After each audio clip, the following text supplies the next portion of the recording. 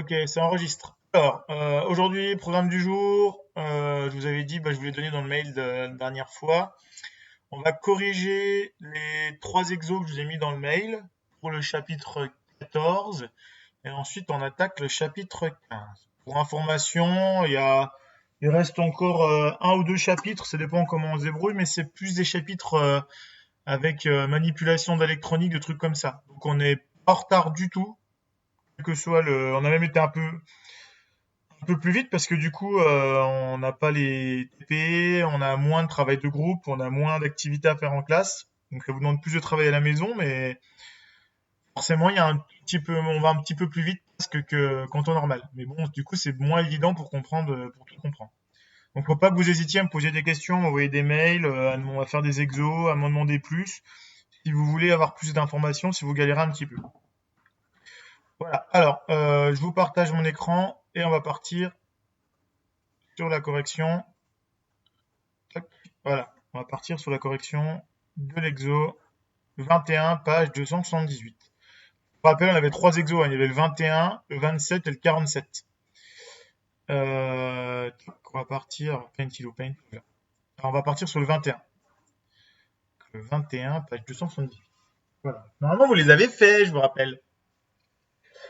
Alors, les verres de lunettes sont d'autant plus épais que le défaut à corriger, myopie ou hypermétropie, est important. Pour diminuer l'épaisseur des verres de lunettes, les fabricants utilisent des verres à fort indice de réfraction. Lors d'un test, pour le passage d'un rayon lumineux de l'air dans le verre, un angle de réfraction I2 égale 30 degrés est mesuré pour un angle d'incidence I1 égale 60 degrés. En utilisant la seconde loi de Descartes, calculer l'indice de réfraction du verre de lunettes. Alors, je n'ai pas appelé ça la seconde loi, j'ai appelé ça la loi de Descartes. Pourquoi? Parce qu'en fait, la seconde loi de Descartes, elle dit juste la première loi de Descartes, pardon, elle dit juste que le rayon incident est dans le plan du rayon réfracté. Ça veut dire qu'en gros, euh, si votre lumière elle arrive dans une certaine direction, elle va pas partir n'importe comment derrière, elle reste dans le plan. D'accord? Vous tracez un plan, elle reste dans le plan. Si par exemple, je prends ici un rayon, si je dessine un rayon qui fait ça, il n'y a aucune raison que le rayon, une fois qu'il arrive à l'interface, par exemple s'il y a de l'eau ici, on se doute bien que le rayon il va partir comme ça, il va pas venir vers votre œil ou derrière le tableau, ou derrière l'ordinateur. Donc c'est ça la première loi de Descartes. Donc, on n'en a pas trop parlé, mais bon, voilà, elle nous apprend rien du tout. Alors, ce que je vais juste faire, par contre, c'est que je vais mettre ça. Si vous avez des questions, il n'y a pas de souci, Eulalie. Alors, donc en disant on corrige l'exercice, page 278. Je sais pas s'il va vouloir, s'il veut bien. Bon, on va faire comme ça. Ok, nickel. Alors, donc voilà. On y va pour le 278. Donc, calculer l'indice de réfraction M2 du verre. On va mettre ça en vert. Donc là, c'est des corrections. Vous avez déjà fait, je vous rappelle, à la maison. Je suis sûr que vous l'avez tous fait. Donc, 21, page 278. Alors là, la loi de Descartes. La seconde loi de Descartes, elle nous dit que c'est N1 sinus I1 est égal à N2 sinus I2. Et là, on regarde qu'est-ce qu'on a comme info dans le sujet. Dans le sujet, on a plusieurs infos.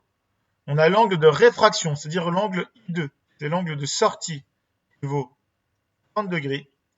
Et on a l'angle d'incidence I1 qui vaut 60 degrés. Ensuite, on vous dit dans le sujet qu'on passe de l'air au verre. Donc l'indice là, l'indice de l'air, il vaut 1. On n'a plus qu'à résoudre.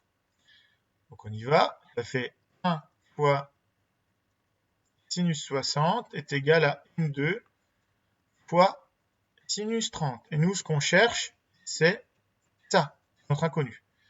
Et donc N2, c'est sinus 60 sur sinus 30. Alors attention, là, vous n'avez pas le droit de simplifier par sinus ou je sais pas quoi. Hein.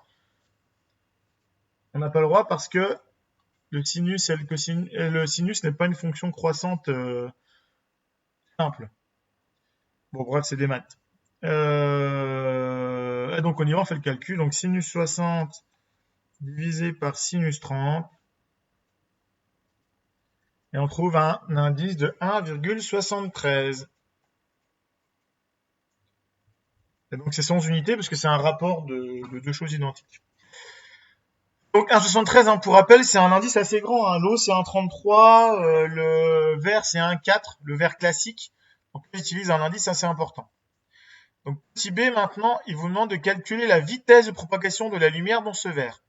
Voilà, c'est du cours, hein. On a dit l'indice est égal à la vitesse de la lumière dans le vide sur la vitesse de la lumière dans le milieu. Donc C sur V. Et donc ici, nous, ce qu'on cherche, c'est ça.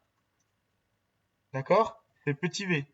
Donc petit v, c'est la vitesse de la lumière sur n. Je vous ai dit, quand on a un indice de 1,73, ça veut dire que la vitesse de la lumière va 1,73 fois moins vite dans le milieu que dans le vide. Et donc on fait le calcul, ça fait du 3 10 puissance 8 pour la vitesse de la lumière divisé par 1,73.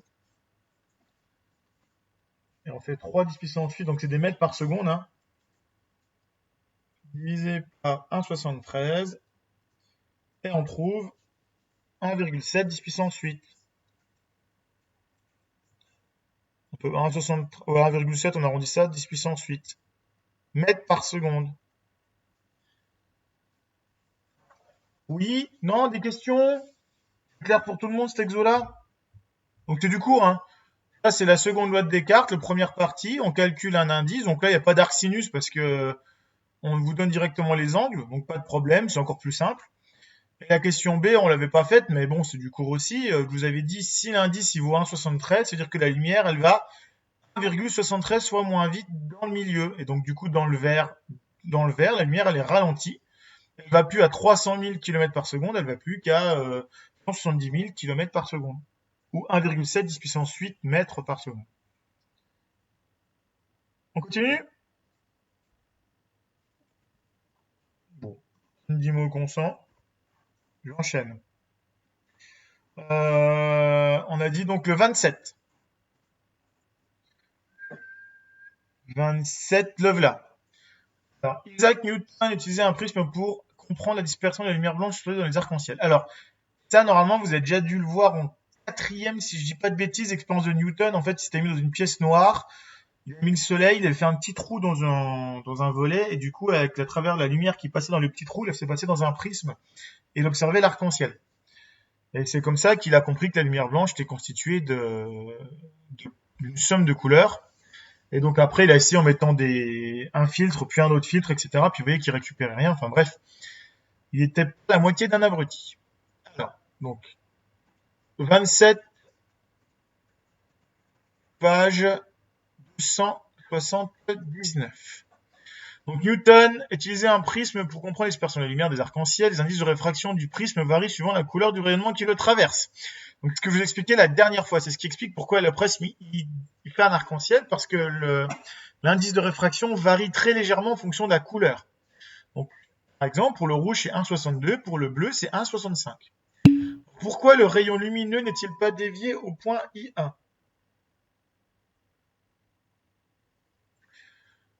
Alors, pourquoi il n'est pas dévié au point I1? Ici. Tout simplement parce que le rayon, il arrive avec un angle de 90 degrés. Alors bon, on peut appliquer la formule de Descartes, hein.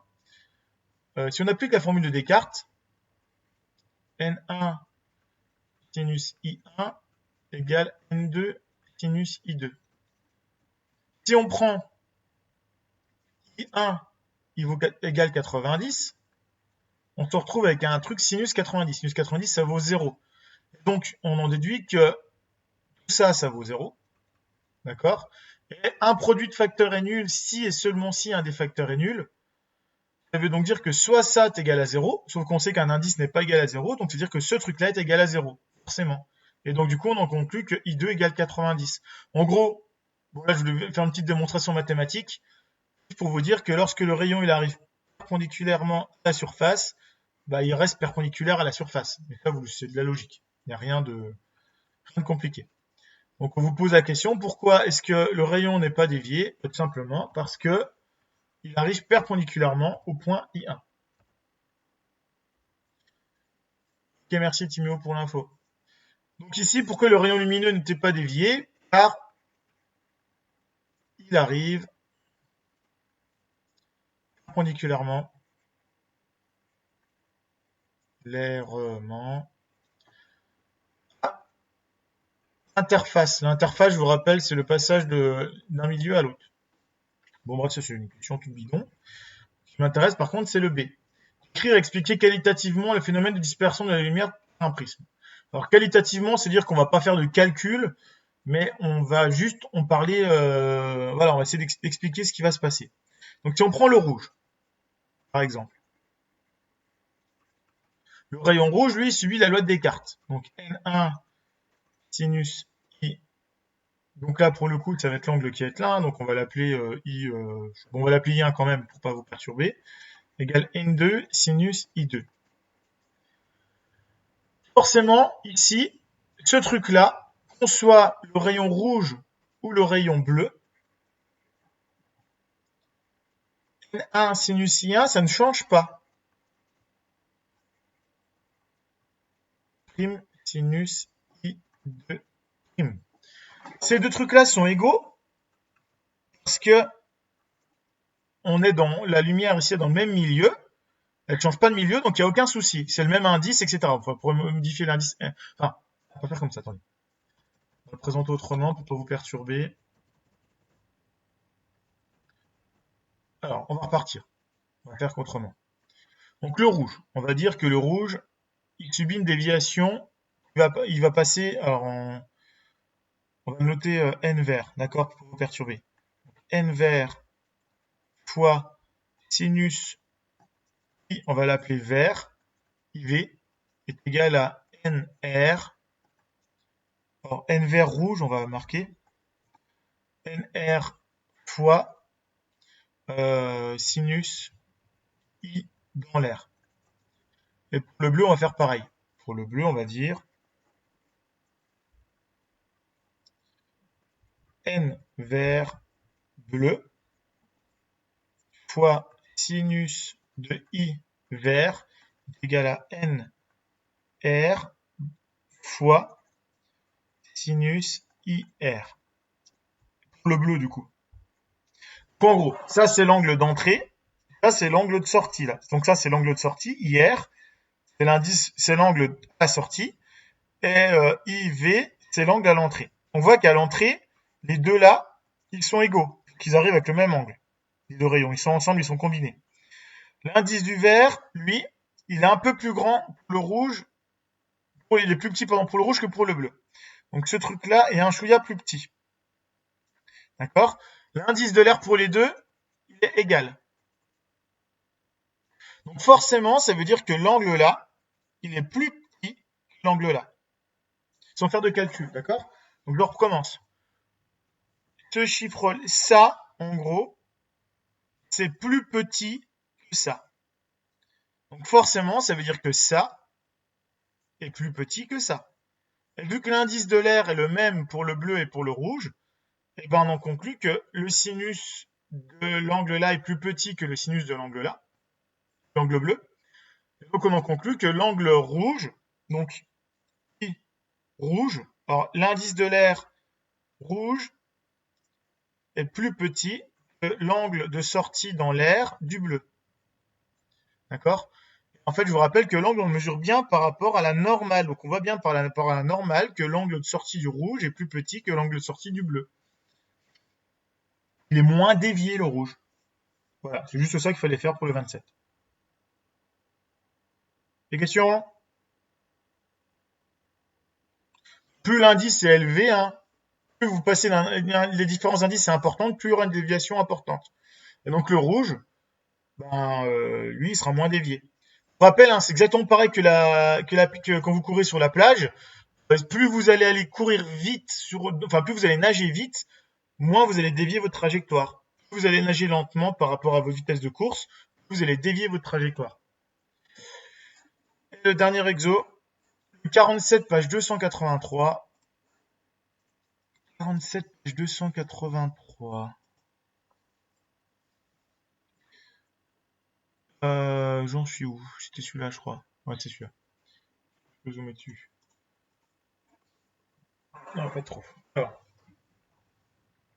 Alors là, j'ai choisi cet exo-là parce qu'en fait, c'est un truc spectre. Nous, on a vu les spectres d'émission, on n'a pas vu les spectres d'absorption. J'en ai un petit peu parlé, mais on n'a pas entendu dans le détail. C'est pas au programme stricto sensu, c'est-à-dire que je peux pas vous faire de calcul dessus, pas trop de. Je peux pas vous faire trop de. Comment dire? Trop de questions là-dessus si je vous donne pas de texte qui va avec. Donc là, en l'occurrence, on vous explique. On va pas reprendre le texte, parce que normalement, vous l'avez lu, je vous rappelle. En fait, quand on a un gaz chaud, ce gaz chaud, il émet certaines couleurs, ce qu'on a vu. Donc, par exemple, les raies violettes, bleues, vertes, jaunes, etc. Si vous faites passer ce gaz chaud dans du gaz froid, bah, ce gaz froid, il va avaler exactement les raies qu'il émet d'habitude. D'accord? Donc, en gros, si un gaz émet, je sais pas, une longueur d'onde à 650 nanomètres, bah, ce gaz est aussi capable d'avaler ce rayonnement à 650 nanomètres. Il est capable de l'émettre, donc il est capable de l'avaler.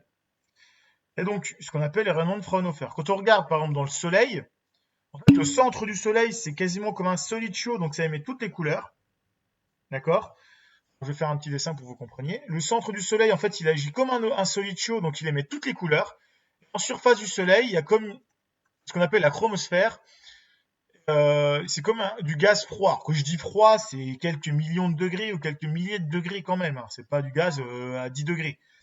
Extrêmement chaud, mais pas suffisamment pour émettre de la lumière. Ce qui fait que la lumière qui traverse ici le Soleil, en fait, elle n'est pas tout à fait, elle n'est pas continue, elle a des trous.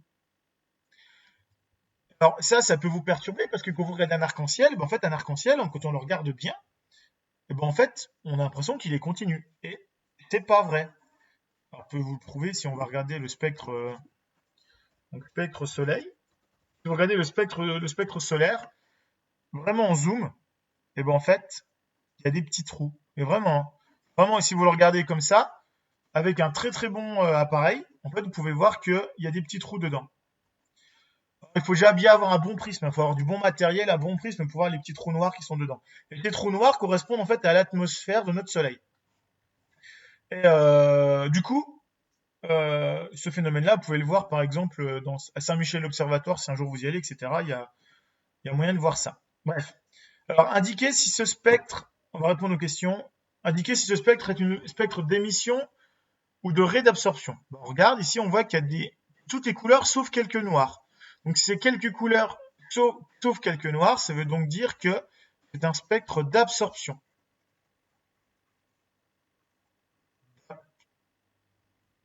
Absorption, je vais essayer d'écrire correctement.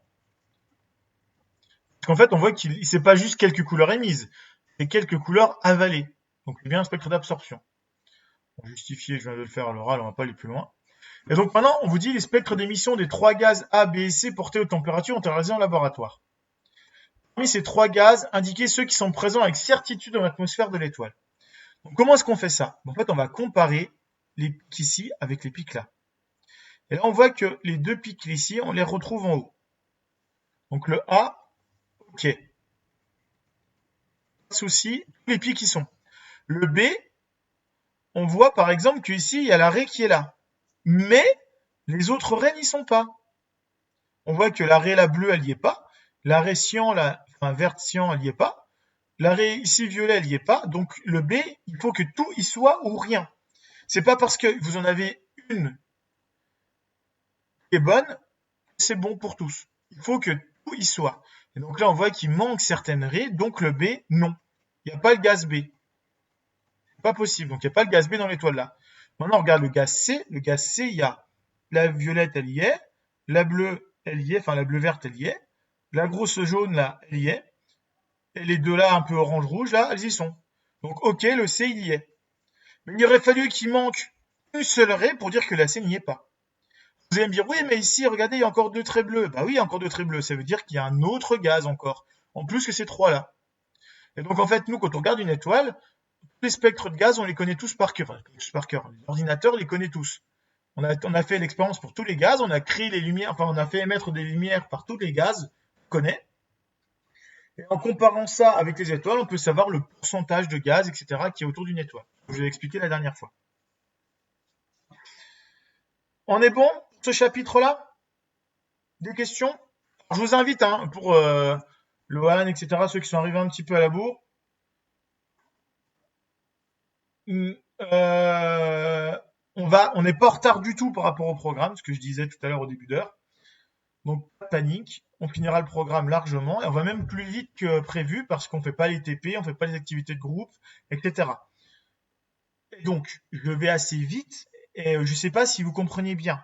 Donc de votre côté, vous avez un rôle aussi important, moins aussi important que le mien, c'est de bosser dans votre coin, prendre votre bouquin, faire des exos, essayer de bien comprendre, essayer de regarder des vidéos en ligne. Et dès que vous avez une question, vous me la posez, d'accord? Vous me la posez soit pendant le cours, soit vous m'écrivez si vous avez une question. N'hésitez pas, moi je regarde mes mails souvent, et je vous réponds dès que je peux. Est-ce qu'on a des questions sur le chapitre 14?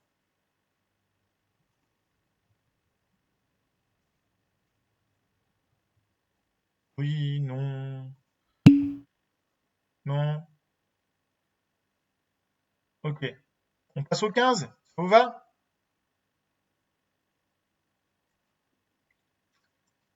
Alors, on va parler du chapitre 15 maintenant. Alors, le chapitre 15, on va mettre juste ça. Le chapitre 15. Voilà, juste pour vous montrer, je voulais juste vous montrer rapidement le programme. Donc là, nous, on en est là, d'accord? Donc on est en train on a fait la propagation rectiligne de la lumière, on va le faire là. Vitesse de la lumière, loi de Descartes, on l'a fait. Le spectre de Ray, on l'a fait. L'exposé des lois de Descartes, on vient de le faire. Décrire qualitativement les phénomènes de dispersion, on vient de le faire en exercice. Donc ça, produire, bah ça, on peut pas le faire parce qu'on n'est pas en TP, d'accord? Ce qui est en italique, c'est ce que vous devez faire en TP. Tester les lois de Descartes, bah pareil, on peut pas le faire non plus. On n'a pas de TP. Et donc là, il nous reste la partie là à faire, d'accord? C'est le chapitre 15. Ensuite, il nous restera toute une partie sur l'électronique. Bon, toute une partie.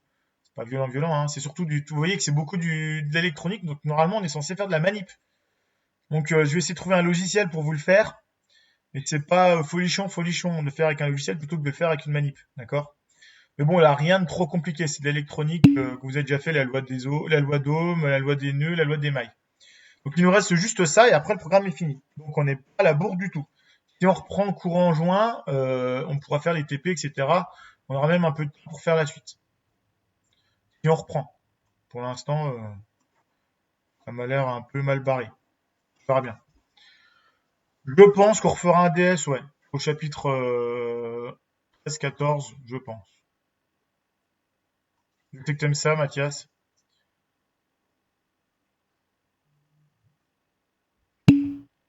Ouais, je sais, ouais. Ah, mais tu l'as dit, hein, faut prendre des risques dans la vie, il faut souffrir. Prendre des risques, c'est comme ça, pas triche. Bon, bref. Alors, on y va. Donc là, on va parler de l'œil. En fait, un œil, ouais, mais non. Donc un œil, en fait, c'est un objet que vous avez dans votre corps. Oui, mais non. Là, c'est intéressant, on va parler de l'œil. Donc votre œil, c'est une boule. D'accord? C'est plus ou moins une boule, une sphère plutôt qu'une boule. Avec au fond ici comme un écran, ce qu'on appelle la rétine. D'accord? À l'avant de votre œil, vous avez un trou, qu'on appelle l'iris, enfin la pupille plutôt. Et, vous avez derrière un truc qui s'appelle le cristallin.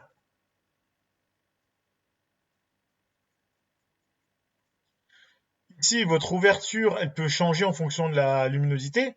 S'il fait très clair, vous avez déjà vu, vous avez des yeux tout fermés, et puis quand il fait très sombre, vous avez les yeux grands ouverts. Vous avez la pupille d'iris grande ouverte. Donc l'iris, c'est ce qui fait office de des petits muscles en fait qui ouvrent et qui ferment l'entrée de la lumière. Au-dessus, là, vous avez une couche de peau qui s'appelle la cornée, mais c'est pas important. Enfin, c'est pas important, c'est de la physique. À l'intérieur, vous avez, je crois, l'humeur vitrée, blabla. Enfin bref, ça c'est de la SVT. D'accord? Vous verrez ça avec la collègue des SVT. Mais le truc, c'est que nous, on voudrait justement comprendre en physique comment ça fonctionne de manière simple. Et donc, on va essayer de faire comme si vous voulez, une maquette de ce truc-là. Si on veut faire une maquette de l'œil, en fait, c'est pas compliqué. Il faut qu'on mette un truc qu'on puisse régler l'ouverture. Ce truc qu'on peut régler l'ouverture s'appelle un diaphragme. Donc, un diaphragme, c'est un objet qu'on peut ouvrir ou fermer. C'est-à-dire qu'on peut ici agrandir ou fermer le trou. D'accord? Déjà tous vu, enfin, je sais pas, peut-être pas tous, mais je crois que c'est dans Stargate, la série, là, ils peuvent fermer l'iris. Il y a un moment, ça se ferme et ça s'ouvre. D'accord? Donc un iris, en fait, c'est pareil, un diaphragme, on peut l'ouvrir et le fermer. Et un diaphragme, vous en avez sur vos appareils photo, hein. Alors pas sur les téléphones, c'est qu'on appelle un diaphragme électronique, ça coupe ou ça... Enfin, la lumière, elle arrive toujours sur votre capteur, mais ça l'enregistre ou pas. Par contre, sur les appareils, c'est ce qu'on entendait, le clac qu'on entend quand on prend une photo avec un appareil photo classique. En fait, il y a un rideau qui s'ouvre pour laisser passer de la lumière, puis qui se referme, qu'on appelle un diaphragme. Et donc, sur un appareil, on peut régler l'ouverture. Ça joue sur la profondeur de champ. La profondeur de champ, c'est est-ce que vous avez un effet flou derrière? D'accord? Ça s'appelle l'effet bokeh. Dans votre œil, vous avez le cristallin. Le cristallin, en fait, ça sert à ce que les rayons, ils viennent tous se croiser sur la rétine. Avant, alors là, en l'occurrence, si c'était ça, il serait malade, la personne. Les rayons vont tous aller se croiser sur la rétine grâce au cristallin. Et donc, pour expliquer ça, le cristallin, en fait, on va mettre une lentille. Et une lentille, on va en parler justement, c'est le but de ce chapitre, c'est de parler de ce que c'est qu'une lentille. Donc, la lentille, elle a pour rôle de, comme le cristallin, de focaliser, c'est-à-dire que tous les rayons lumineux qui rentrent dans l'œil doivent se former sur la rétine. Et la rétine, c'est un écran, bah, c'est pas compliqué, on va mettre un écran, au fond. Et donc ça, c'est le modèle simplifié de l'œil. Ça, c'est comme une maquette de l'œil en mode simplifié. Donc, ce que je vous expliquer là. L'iris, on le modélise par un diaphragme, ce qui permet de modifier la quantité de lumière qui pénètre dans l'œil. Le cristallin, etc., c'est tout un ensemble de choses qu'on va modéliser par une lentille. Là, ça dévie les rayons vers la rétine. Et ensuite, la rétine, c'est là que l'image se forme. Et c'est là que on le remplace par un écran dans le cas d'un œil. Alors, ce qui nous intéresse nous surtout, dans ce chapitre-là, c'est la lentille. Qu'est-ce que c'est qu'une lentille? Donc une lentille, c'est un bout de verre. Vous l'avez tous déjà vu, donc des lunettes, par exemple, c'est deux lentilles. Une pour l'œil droit, une pour l'œil gauche. Les lentilles que vous mettez dans vos yeux, c'est aussi des lentilles. On appelle ça des lentilles parce que c'est concrètement ce que c'est physiquement. C'est une lentille, c'est un objet en verre. Alors, les lentilles dans vos yeux, c'est pas forcément des verres, ça peut être un espèce de plastique, etc. Mais bon. Et donc ces lentilles, elles ont pour intérêt d'être convergentes. Il existe des divergentes. Les convergentes, elles font converger les rayons vers un point. C'est que si vous avez une lentille convergente comme ça, et que vous avez plein de rayons qui arrivent, tous ces rayons vont se croiser. D'accord? Et donc ça, vous l'avez déjà vu hein, avec une loupe, par exemple. Une loupe, ça permet de mettre le feu parce que vous pouvez condenser les rayons. Et ben dans votre œil, vous avez comme une loupe. Vous avez une micro-loupe. Et c'est pour ça qu'il ne faut pas regarder le soleil directement. Parce que si vous regardez le soleil directement, votre œil va focaliser les rayons sur votre rétine. Et du coup, vous allez avoir le même effet qu'une loupe, mais sur votre rétine. Donc c'est pas pour rien que vous êtes brûlé au fond de la rétine. Il ne faut jamais regarder le soleil. D'accord? Quand on regarde comment ça s'appelle, une éclipse, il ne faut pas regarder le soleil directement. Et c'est valable dans la vie de tous les jours. Il ne faut jamais regarder le soleil directement. Parce que votre œil va faire converger les rayons qui vont tous se retrouver dans votre œil. Au fond de votre œil, dans la rétine. Et donc là, je vous ai mis dans les différentes formes de lentilles qu'on peut avoir, ce qu'on appelle les convexes, les plans convexes et les ménisques convexes. C'est hors programme. Savoir la forme des trucs, on s'en fout, c'est pas important, mais je voulais vous montrer qu'il existe différentes sortes de lentilles. C'est pas tout le temps les mêmes. Même celles que vous avez, par exemple, alors celles que culture générale, ça fait pas de mal. Qui vont faire une grosse lentille convergente. Une lentille convergente, imaginons qu'on va en faire une de 1 mètre de large. Et ben on se rend compte qu'en fait, il y a la lumière, elle va être déviée quand elle va arriver ici, elle va être déviée parce qu'on voit qu'ici, on n'est pas perpendiculaire. Donc, elle va être déviée. D'accord? Sauf qu'on se rend compte que tout le reste, là, toute cette partie-là, bah, c'est un bloc de verre qui sert à rien. On peut l'enlever limite, parce que les rayons, une fois qu'ils sont dedans, ils sont en ligne droite. Donc, on a inventé ce qu'on appelle une lentille de Fresnel. Et la lentille de Fresnel, c'est un truc qui ressemble à ça. En fait, on a enlevé toute la partie qui sert à rien. On a découpé la partie voilà, inutile. Alors là, elle est très mal faite. Je vais vous montrer ça sur Internet. Et donc, c'est ce qu'on utilise dans les phares. Dans les phares, pas de voiture, hein. Enfin un petit peu dans les phares de voiture, mais surtout dans les phares pour les bateaux.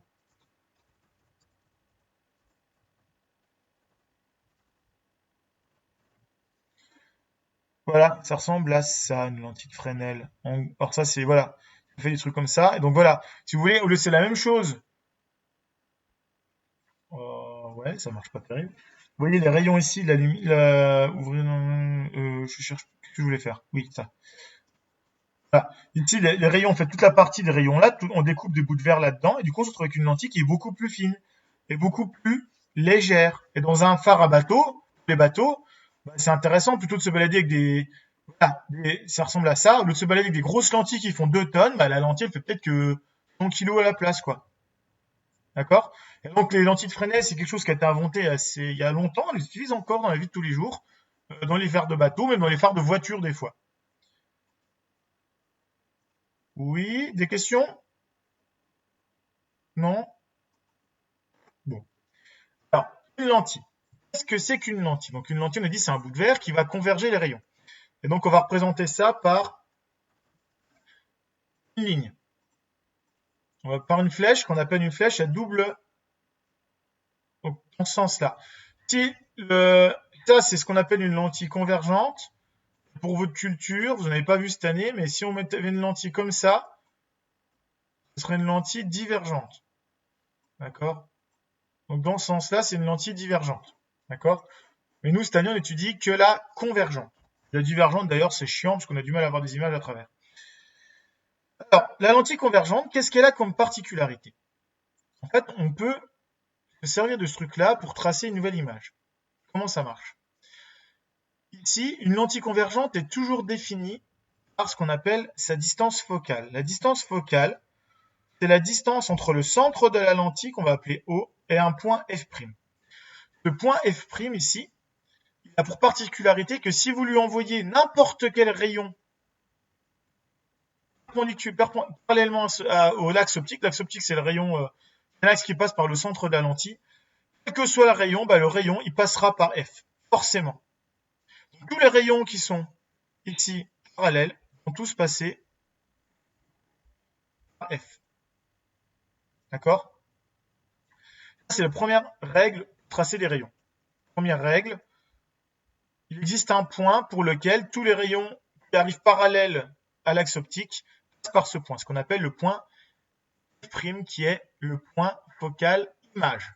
On l'appelle le point image dans le cours.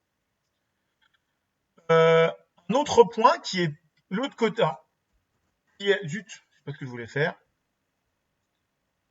Un autre point, lui, qui est de l'autre côté et qui est symétrique par rapport à F', c'est ce qu'on appelle le point objet. Le point objet, lui, il est ici. D'accord? On va l'appeler F. Tout ce qui est avant, on l'appelle F. Tout ce qui est après, on l'appelle prime. C'est l'image. Ça, c'est l'objet. C'est le côté objet, là. Ici, c'est le côté où on va mettre les objets à regarder. Et ça, c'est le côté où les images vont se former à travers la lentille. D'accord? Et donc, tout ce qui va être du côté droit, ça va être des primes. Et tout ce qui va être du côté gauche, ça va être sans prime.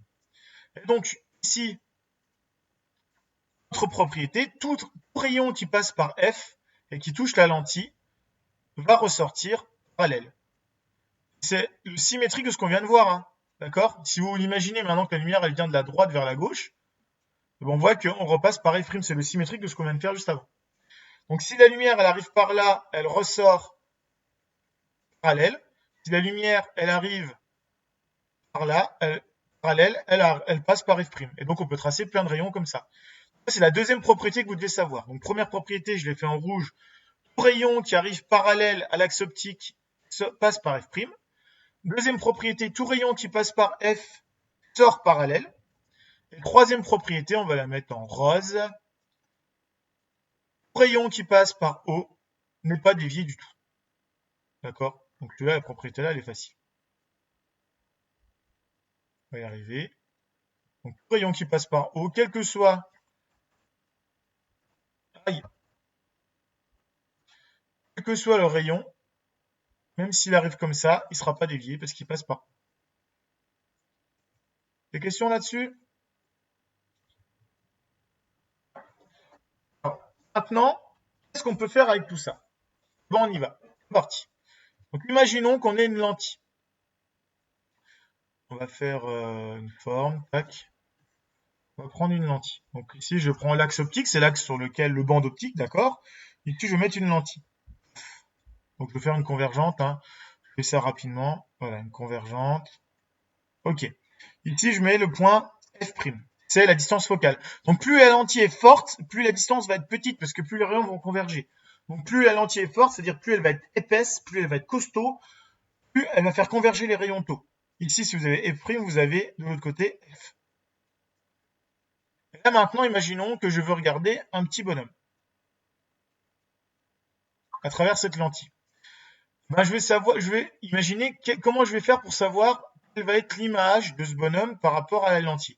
Et ben, je vais tracer mes trois rayons que je connais. Le premier rayon que je connais, c'est ce rayon-là qui est parallèle. S'il est parallèle, on a dit, il sort en passant par D'accord? C'est la première propriété. Deuxième propriété maintenant que je connais, c'est que tout rayon qui passe par le centre n'est pas dévié. Donc je le place ici. Troisième propriété que je connais, tout rayon qui passe par F ressort parallèle. Là, on voit que les trois rayons, alors même deux, ça suffisait, hein. Trois rayons normalement. Non, c'est ce que je voulais faire. Les trois rayons normalement doivent se croiser. Bon là, c'est pas très joli parce que voilà, c'est fait à l'arrache. Ça veut dire que le point, la tête du bonhomme, elle va se retrouver à l'envers ici. Et en fait, on va avoir une image qui va être plus petite du bonhomme et à l'envers. Oula, oui, il y a un truc entre les jambes là, le bonhomme. Voilà. Voilà. Et donc en fait, si vous regardez à travers une lentille, l'image que vous formez, elle est toujours formée à l'envers. Et donc dans le cas de notre œil, nous, si vous voulez regarder, que vous regardez un objet avec votre œil, en fait, l'œil va s'arranger, il va pouvoir faire modifier cette distance-là, qu'on appelle accommoder. Donc c'est pour ça que votre œil, des fois, il met du temps à voir, vous voyez un peu flou, puis on vous contraint. Vous regardez à votre doigt, ben, votre œil, il met une seconde ou deux avant de pouvoir s'adapter à la vision. D'accord? Si vous rapprochez votre doigt, il y a un moment, vous ne pouvez plus voir. Si vous regardez votre doigt au plus près de votre œil, vous voyez votre doigt net, mais le fond, vous le voyez flou. Que votre œil est en train d'accommoder sur votre doigt. Et donc, l'œil, ce qu'il va faire, c'est qu'il va toujours s'arranger pour que l'image du bonhomme se forme sur la rétine. Fond. Vous voyez net. Si l'image se forme pas sur la rétine, vous voyez flou. C'est ça, les maladies qu'ont les gens, par exemple les myopes ou les astigmates ou les paramétropes, etc. C'est des maladies qui font que l'image se forme pas bien sur la rétine. Donc, on peut corriger ça potentiellement avec des lentilles ou des lunettes. Les lentilles vont permettre de corriger ce défaut qu'a l'œil. Ok? Donc, grâce à ces trois points ici, on peut tracer une image. Donc là, je vous ai donné l'exemple dans le cours. J'ai fait les trois tracés en bleu, en rouge et en gris. Et on voit que les trois points se forment et que l'image, elle est formée à l'envers.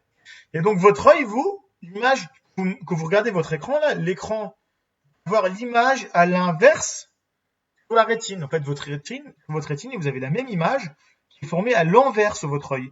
C'est votre cerveau qui redresse ensuite cette image. Ouais. Alors, je disais, plus la distance est petite, plus la lentille est forte. Et donc, en fait, dans la vie de tous les jours, quand je dis la vie de tous les jours, c'est chez un opticien, etc., on parle pas trop en distance focale, en centimètres.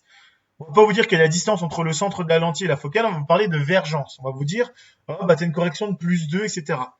Enfin, ce plus 2, c'est des dioptries. Et des dioptries, ça se mesure en faisant la formule 1 sur f'. F', c'est la petite distance qui est là. D'accord? F'. C'est OF, en fait. Et c'est pas dans le programme, il faut savoir qu'il existe une façon de noter est-ce que la lentille fait beaucoup pas converger les rayons, ce qu'on appelle la vergence. Et donc c'est ce qu'on appelle la distance focale. Et donc bon, voilà, je vous l'ai mis en encadré parce que c'est hors programme. Alors, dernière chose, maintenant que vous regardez un objet très lointain. Vous regardez un objet très lointain, par exemple, je sais pas moi, une maison qui est très loin de vous, en fait les rayons ils arrivent tous parallèles. Et quand des rayons arrivent parallèles, en fait, ils vont tous forcément se croiser sur le plan focal image.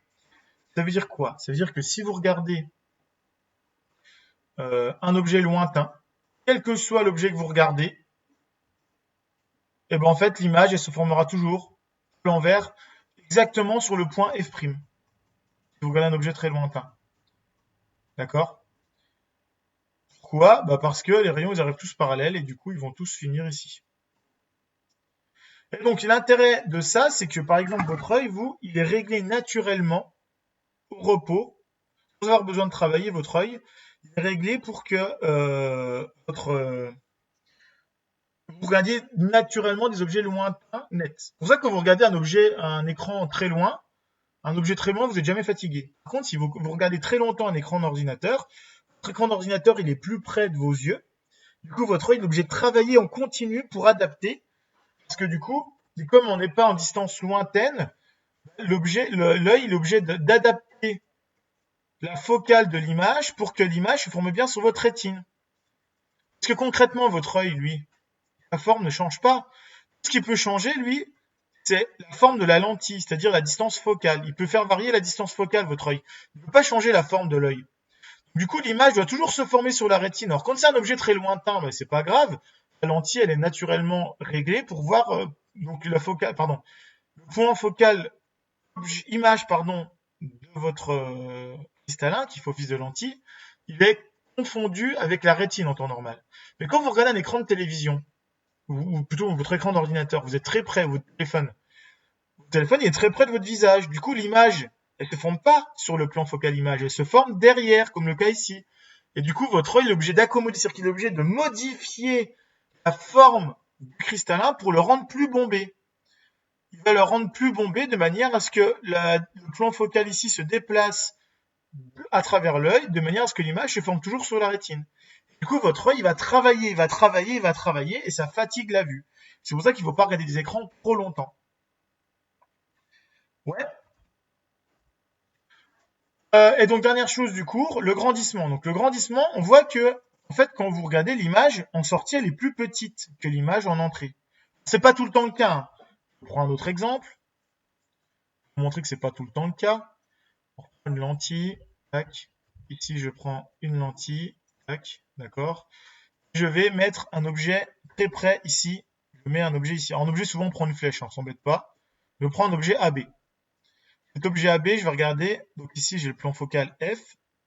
Ici, F'. Je vais tracer les rayons que je connais. Donc je connais quoi comme rayon? Voilà, je vous répète. Le rayon qui passe parallèle va sortir par F'. D'accord, ça c'est le premier type de rayon qu'on connaît. Deuxième type de rayon qu'on connaît, le rayon qui passe par le truc central O va sortir sans être dévié. Il va falloir que je l'allonge un peu celui-là. Voilà. Alors, bon, bref, j'ai fait en rouge, c'est pas grave. Et le dernier rayon, tout rayon qui passe par F sort parallèle. Alors, du coup, la lentille, elle est trop petite. Hein. Faut que je la fasse comme ça. La lentille est petite et plus grande. Là, on se rend compte que les trois vont se croiser très loin. Et donc, en fait, l'image, ah, la carnage. L'image de AB, ça serait un truc qui serait très grand, qui serait là et qui s'appellerait A'B'. D'accord? Donc là, on fait un truc grossissant. Et c'est ce qui se passe avec une loupe. Hein. Quand vous avez une loupe, vous posez votre loupe au plus près de la feuille et c'est une lentille convergente. Du coup, votre objet, ça c'est votre feuille. Vous allez regarder, votre loupe, elle va être là. Et du coup, vous, ce que vous observez, c'est une image très lointaine. Alors, du coup, tout ça pour vous dire que la taille entre l'objet que vous regardez et la taille entre l'objet, enfin l'image de l'objet à travers la lentille va varier. Par exemple, si vous regardez un télescope, le but c'est de voir un truc très gros, etc. Mais bon, c'est un peu plus complexe, on va pas rentrer dans le télescope, ni dans le microscope. Mais c'est un mix de lentilles, ça revient à la même chose. En fait, on voit qu'on peut faire Thalès là-dedans. Le fameux Thalès que vous avez vu au collège. Pourquoi? Parce que si je prends, on va reprendre un dessin classique, on va tout mettre en noir. Tac. Donc ici, je prends mon objet. Tac. Ici, je vais mettre F, F'. Ici, on va mettre, voilà, mon objet AB. Et maintenant, je vais tracer les rayons. Donc, pour la centième. Donc, vous êtes censé savoir tracer les rayons. Hein. Ok, c'est bon. Bonjour, Nema. Bon, alors, ici, le premier rayon qu'on connaît, c'est ce rayon-là, qui est parallèle. D'accord? Et donc, il va ressortir passant par F'. Deuxième rayon qu'on connaît, c'est le rayon qui passe par le centre et qui n'est pas dévié. Alors, vous n'êtes pas obligé de tracer les trois à chaque fois. Hein. D'accord? Et le troisième rayon, bah, ce serait le rayon qui passerait. Alors, je sais pas ce que je voulais faire. Ce serait le rayon qui passerait par le point là et qui sortirait parallèle. D'accord? Donc on voit que les trois rayons se croisent. Mais moi, ce qui m'intéresse surtout, moi, c'est le rayon. Alors je vais effacer. Zut, il veut pas. Qu'est-ce que je vais faire? Je vais faire juste le rayon là. Donc je vais juste faire le rouge. Ah, c'est la galère. Voilà, je vais faire le rayon là. Pour rappel, hein, je ne veux pas retracer tous les autres rayons, mais l'image, elle était ici. D'accord? Et donc, si on trace ici, ce truc-là en rouge, c'est très moche. On va le faire avec ça.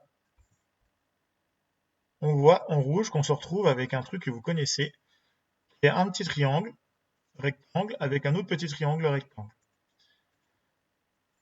D'accord? Et donc, on peut appliquer thèse dans ces deux triangles-là. Ça veut donc dire que la distance ici entre A et B, donc là on a O, là on a A', parce que c'est l'image de AB à travers la lentille. Donc on a AB, A', B', donc petit côté sur grand côté, est égal à petit côté, donc OA' sur OA. Et c'est aussi égal à OB' sur OB. Petit côté sur grand côté est égal à petit côté sur grand côté, etc. Et ce facteur-là, on l'appelle grandissement. C'est-à-dire que si le grandissement il est plus petit que 1, ça veut dire que l'image est plus petite que l'objet. D'accord? Et si l'image est plus grande que l'objet, le gamma il va être plus grand que 1. Qu'on a noté là. Donc là, je vous remets le petit résumé, on va le mettre en plus gros. Le résumé du coup du bouquin, hein, d'accord? Donc un œil, c'est en fait la pupille qui peut grossir ou fermer grâce à l'iris. L'iris, ça ouvre, ça ferme. Le cristallin, il fait office de lentille. Bon, c'est un peu plus complexe que ça, mais globalement, c'est ça. Il y a la cornée, il y a le cristallin, il y a plein de choses qui jouent comme office de lentille. La rétine fait office d'écran. Donc du coup, nous, on va modéliser cet œil comme un diaphragme qui s'ouvre et qui se ferme, comme une lentille convergente derrière, et comme un écran. Ensuite, on peut tracer des rayons, d'accord? Donc, si c'est un objet qui est très près, enfin qui est plutôt près, on peut tracer les rayons, ils vont se croiser, donc on peut tracer les trois types de rayons, le rayon qui est parallèle et qui sort par F', le rayon qui passe par O et qui n'est pas dévié, ou le rayon qui passe par F et qui sort par LN. On voit qu'ils se croisent pour former une image en A', B'. Si maintenant les rayons ils viennent tous de très loin, alors cette image, il faut juste que vous reteniez qu'elle se forme sur le plan focal image. Quand je dis très loin en optique, 2 mètres, c'est déjà loin en optique, d'accord? À partir de 2 mètres, 3 mètres, c'est déjà très loin. Pour nous, en optique, on dira l'infini. Même à 3 mètres, pour nous, c'est infini, d'accord? Parce que c'est très loin par rapport à la tête de la lentille. Je vous rappelle que 2 mètres, ça fait 200 cm. Et souvent, les distances focales des lentilles, c'est 3 à 4 cm. Donc, c'est 40, 50 fois plus grande que la distance focale. Donc, on considère que c'est à l'infini. Et voilà. Alors, du coup, si vous voulez poser des questions, je vous écoute. Sinon, je vous mets des exos en ligne qui sont déjà donnés, je crois, sur le chapitre 15. Je vous ai mis une série d'exos qu'on corrigera la semaine prochaine. Il faut que vous ayez des questions avant. On corrigera les questions. Est-ce que vous avez des questions?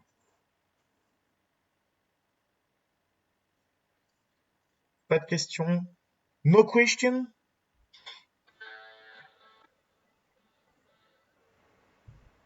Toujours no question? C'est clair pour les 17? Je suis un peu déçu, vous êtes la moitié de la classe, je sais pas où sont les autres. Donc les 17 là, il n'y en a pas un seul qui a une question, c'est nickel pour tout le monde.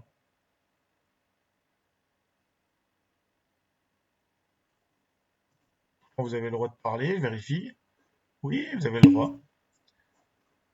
Ok, bon. Bah, écoute. Non, c'est bon, monsieur, on n'a pas de questions. Bon, bah tant mieux.